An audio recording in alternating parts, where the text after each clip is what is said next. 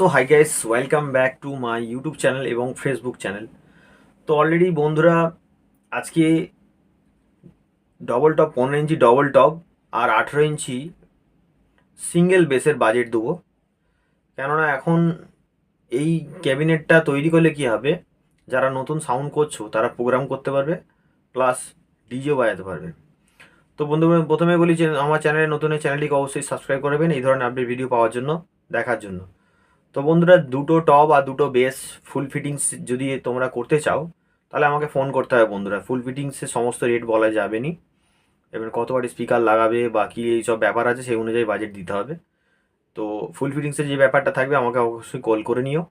আর যারা ক্যাবিনেট শুধু নিতে চাইছো, ক্যাবিনেটের রেটটা আমি একটু ক্লিয়ারলি বলে দিচ্ছি। আমাদের ডুয়েল ক্যাবিনেট SRX মডেলের, ঠিক আছে?